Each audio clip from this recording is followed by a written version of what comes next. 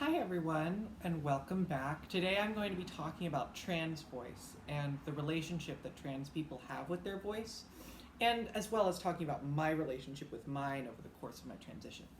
So if you're interested in hearing more about feminizing your voice, my journey with vocal feminization, or just in general are curious, keep watching. I've made a few like this in the past, but this is really not one of those one video topics that it's not going to magically be fixed as soon as you pass or as soon as you transition. You're still going to be self-conscious. So my last video I did 5 points that made it easier to work on your voice. This is my kitty. Her name is Coco. And she needs a lot of love.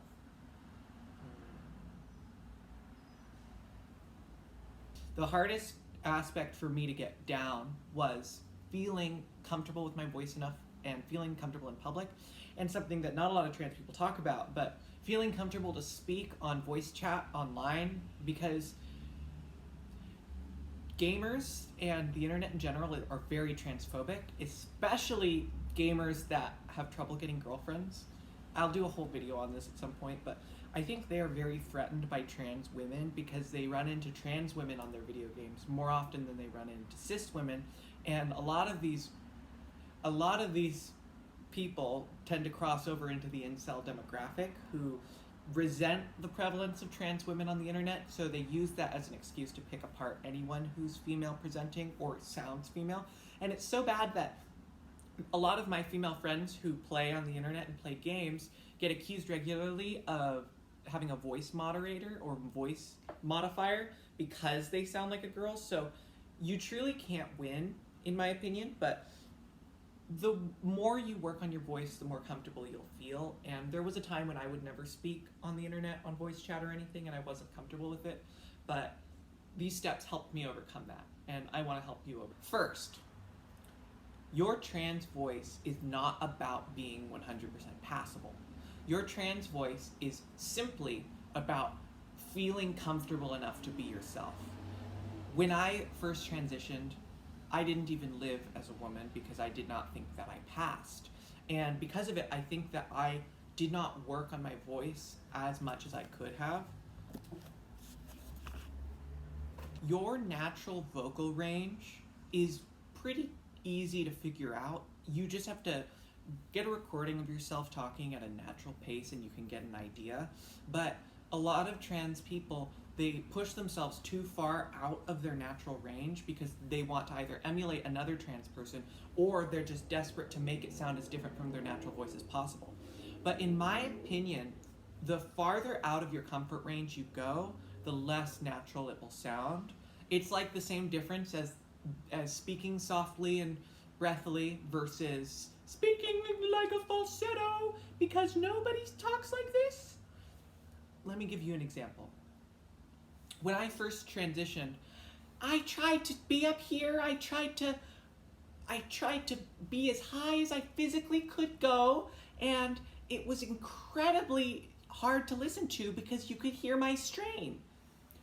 Contrast that with lower, less feminine range, but it is more within my natural capabilities, so I sound less forced while I'm trying to do it. It's not going to be a big change, but it's about being better every day and feeling more authentically yourself every day. Step number 2 is vocal inflection, which is, I think, the most important part of a passable trans voice. Again, it's not all about passing, but a lot of people want to pass because it makes their life easier.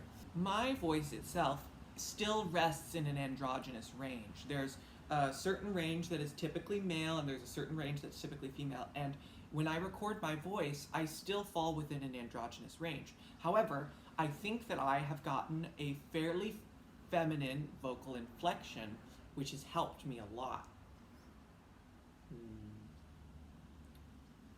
There's no exact instruction on how to have more of a feminine vocal inflection, but it's usually the easiest step for trans women because you tend to speak in a way that emulates the people you respect.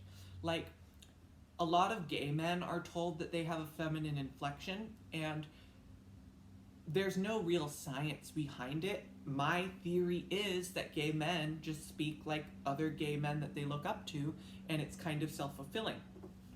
When I was an actor and I did like theater and shows, the number one vocal note I always got was, work on your inflection. Your inflection is too feminine. Despite the fact that I, to me and to most people, sounded like a man and had a male vocal depth, I still sounded feminine because of my vocal inflection.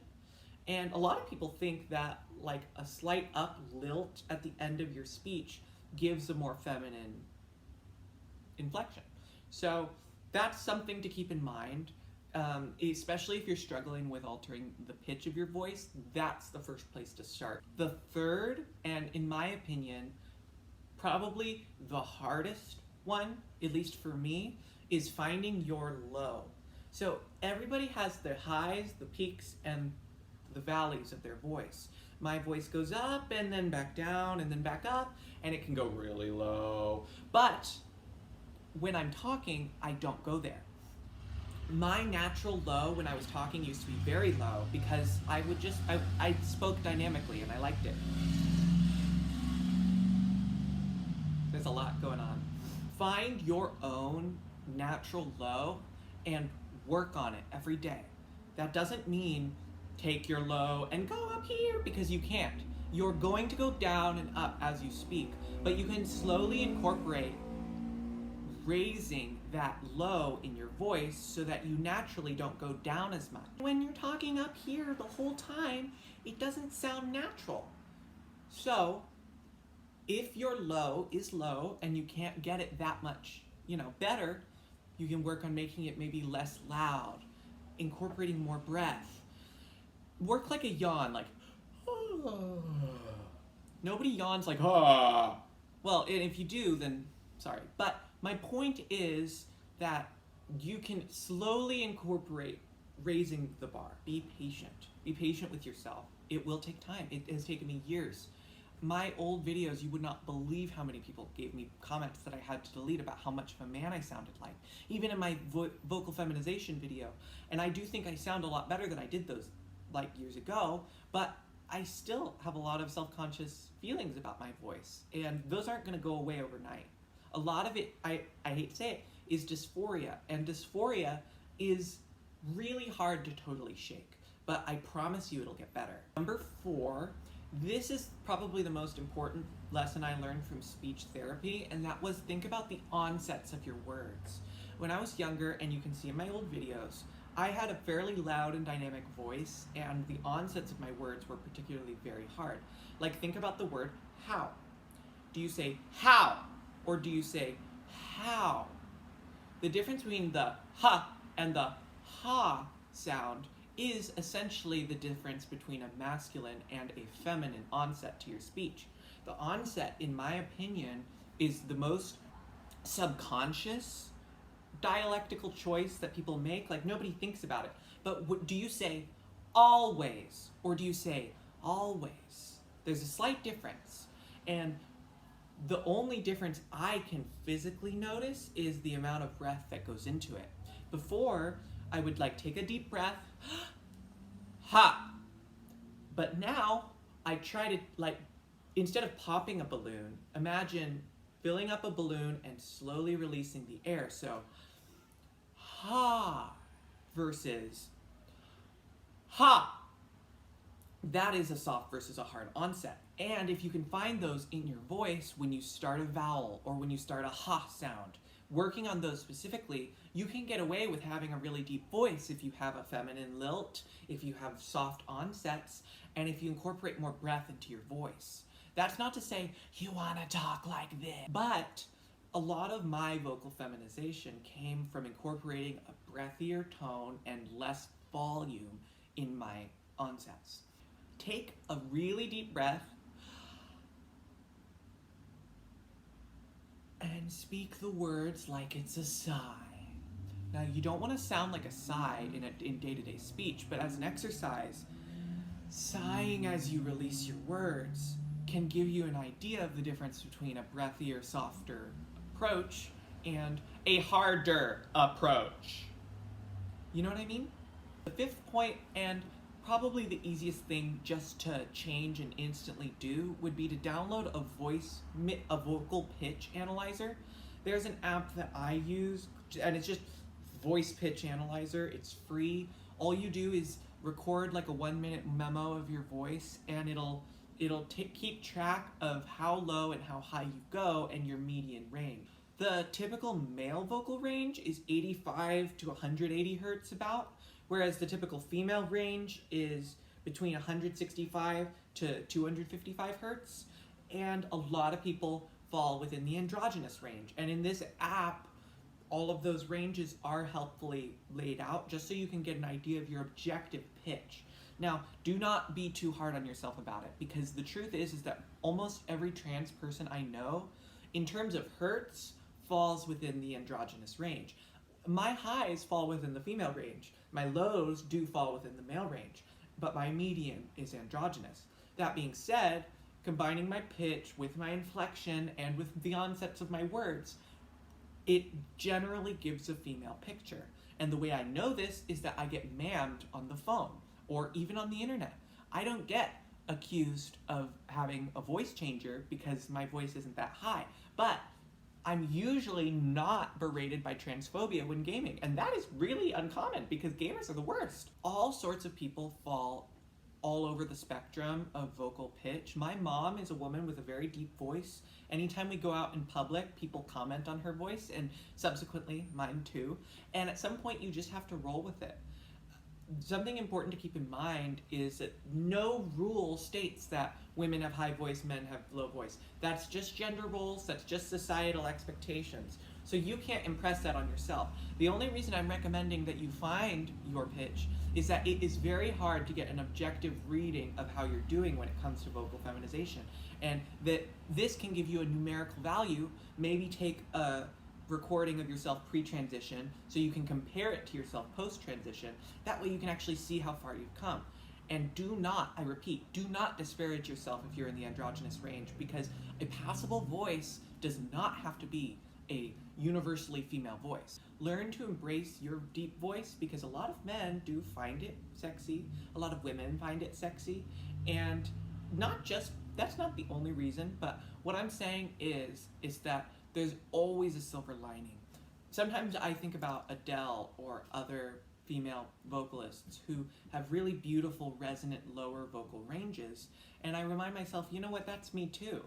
A lot of cis women, I'm sure, would be very envious of my resonant baritone.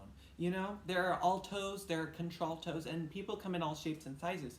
So learn to embrace your unique you. To love and embrace your singing voice. You will not be able to find your trans voice if you cannot find your singing voice. You don't have to be a good singer, but you have to do it. You have to try.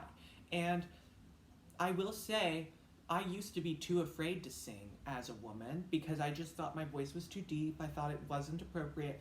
And more I'm realizing that I have a beautiful, unique voice.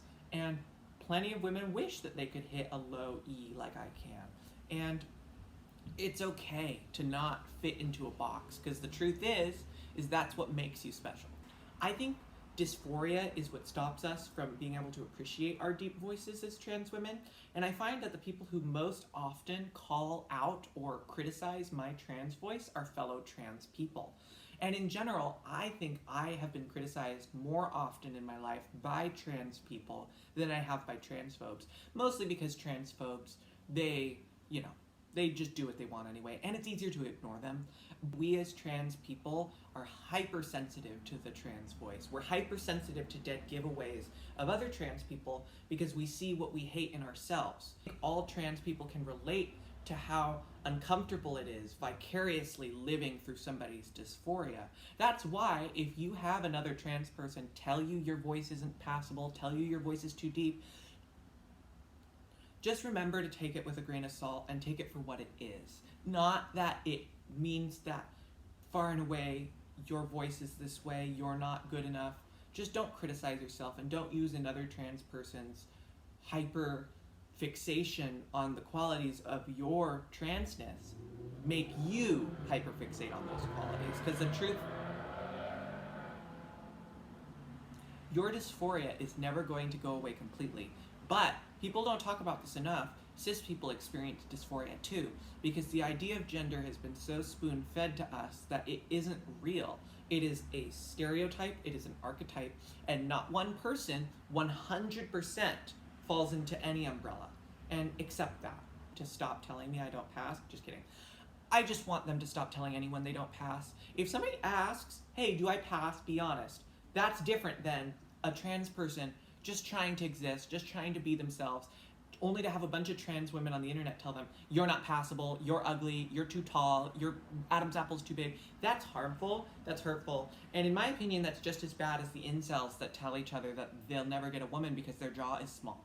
My point is let's normalize the fact that not everyone is gonna pass at all times, and that's okay. So why make other people experience worse dysphoria just because you're giving them tough love?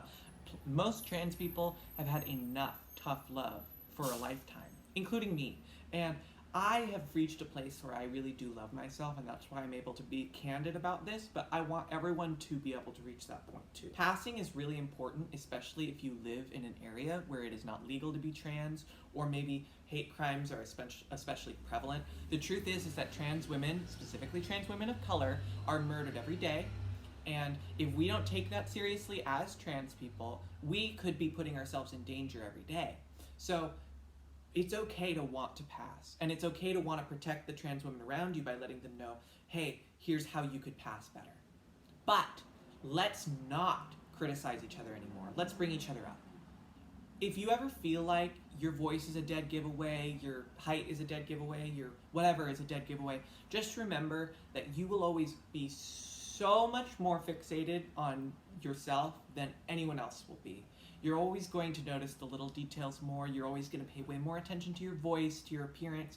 I remember when I started this channel, I was going to make video updates on each little increment that happened with my transition, but that's not realistic. The things you'll notice will be in retrospect, not in the moment. Like, I can't tell you how interesting it is for me to look at old videos of myself, and I can't even pinpoint exactly where my voice or my mannerisms or everything changed, but I know that they did. So just remember, nobody looks at you the way you look at yourself. Love yourself, be kind to yourself, and do not tear yourself apart for something that is not your fault in any way. When my voice changed when I was younger, I went into such a deep depression and I couldn't put my finger on why. But what's important is to not dwell on that. I think that it helped me in the long run spend more time developing my voice, spend more time learning to love my voice instead of just loving the idea of what I thought I was at the time. I hope that this video was able to help somebody, because I wouldn't be here today and able to do this and really transition or be myself if it weren't for the videos before me that I watched that helped me. So good luck, learn to embrace your trans voice, sing like nobody's listening, dance like nobody's watching, and give yourself a hug because you deserve it. And if you like this video, please like, please subscribe. I am going to try to post more. I don't know what the future holds, but all I know is I'm optimistic. Bye.